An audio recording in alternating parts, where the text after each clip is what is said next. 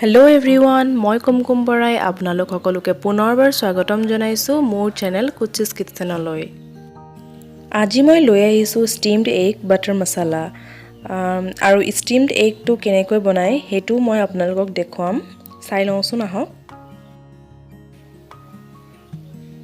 ইয়াৰ বাবে মই কণী লৈছোঁ 4টা।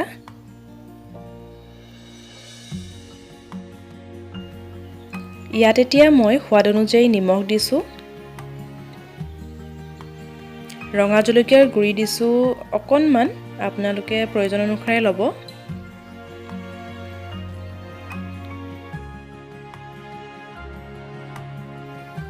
আৰু জিৰা গুড়ি আৰু ধনিয়া গুড়ি দিছোঁ আধা চামুচতকৈ কম।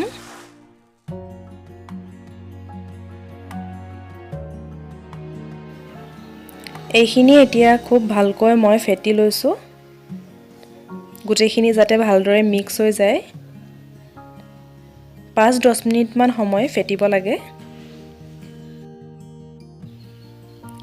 এইখিনি মই ফেটি হৈ গ'ল। এতিয়া মই এনেকুৱা টিফিন বাতি এটা লৈছোঁ ষ্টীলৰ। এই বাতিটোত মই ৰিফাইন তেল অলপ সানি ল'ম।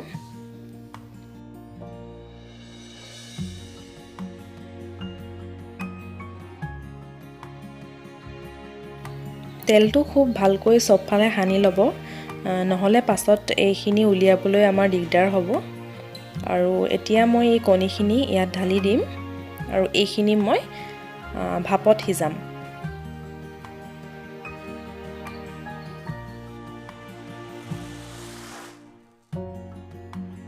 মই এটা কুকাৰত অকণমান পানী দি লৈছোঁ, বৰ বেছি দিয়া নাই, এই ইমানকণ হ'লেই হ'ব।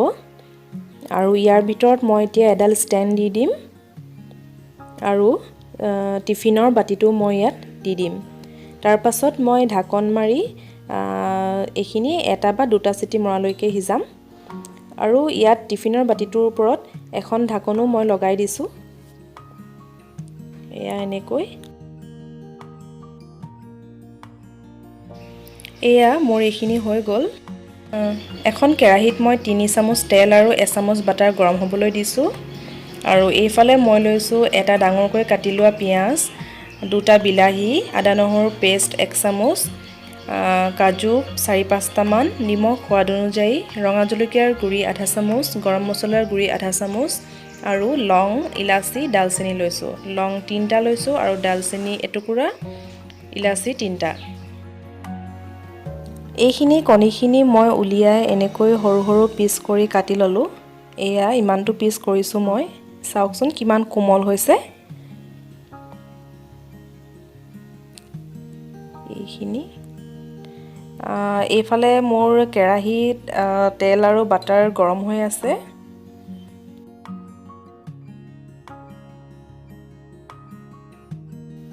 এতিয়া মই ইয়াত পিঁয়াজখিনি দি দিছোঁ। এইখিনি মই এতিয়া অকণমান সময় ভাজি ল'ম। ৰঙচুৱা কৰিব নালাগে পিঁয়াজখিনি, অকণমান সময় ভাজিলেই হ'ব।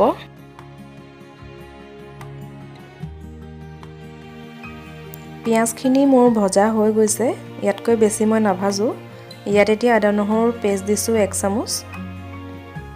আৰু এইখিনি মই এতিয়া খুব ভালকৈ লৰাই ল'ম, অকণমান কেঁচা গোন্ধটো যাবলৈ দিম।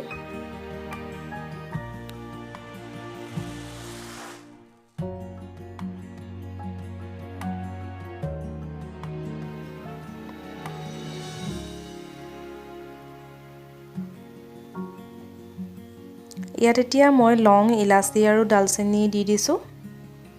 এইখিনিও আকৌ অকণমান সময় ভাজি লৈছোঁ। এনেকৈ লৰাই থাকিব, নহ'লে তলত লাগি ধৰিবও পাৰে, যিহেতু আদা নহৰুৰ পেষ্ট দিয়া আছে। ইয়াত মই এতিয়া কাটি ৰখা বিলাহীখিনি দি দিছোঁ। নিমখ দিছোঁ সোৱাদ অনুযায়ী। ৰঙা জলকীয়াৰ গুড়ি দিছোঁ আধা চামুচ, আপোনালোকে নিজৰ প্ৰয়োজন অনুসৰি দিব জলকীয়াটো।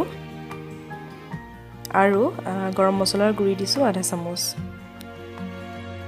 কাজু কেইটাও দি দিছোঁ আৰু এতিয়া এইখিনি খুব ভালকৈ লৰাই লৈছোঁ।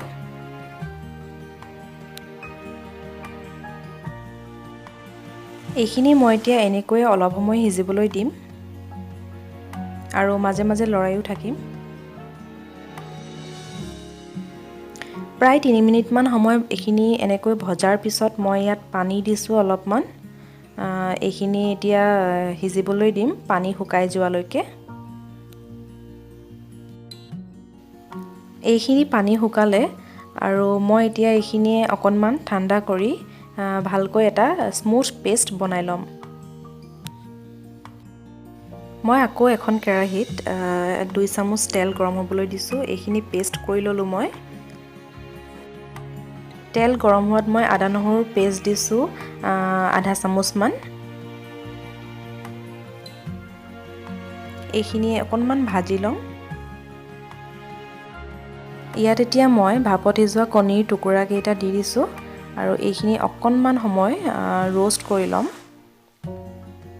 এনেকৈ লৰাই থাকিব। এইখিনি মই প্ৰায় 2 মিনিটমান সময় ভাজিম আৰু ইয়াত এতিয়া মই পিঁয়াজ বিলাহীৰ পেষ্টটো দি দিছোঁ।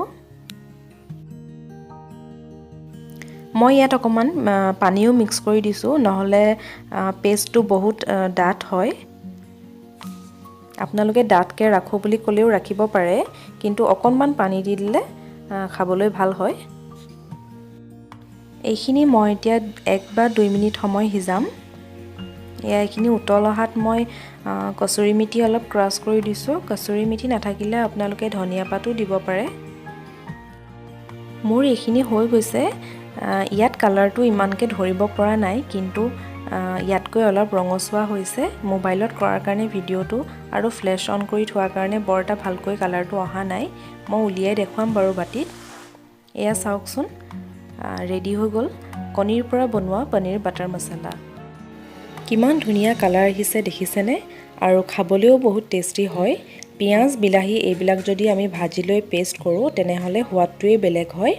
আৰু মোৰ ভিডিঅ'টো চাই যদি ভাল লাগিলে তেনেহ'লে লাইক, কমেণ্ট, শ্বেয়াৰ আৰু ছাবস্ক্ৰাইব কৰি দিব। আৰু কাষতে থকা বেল আইকনটো প্ৰেছ কৰি অল কৰি দিব, যাতে মোৰ আহিবলগীয়া নতুন ভিডিঅ'ৰ ন'টিফিকেশ্যনসমূহ আপোনালোকে পাই থাকে। তেনেহ'লে আজিলৈ আহোঁ, ধন্যবাদ।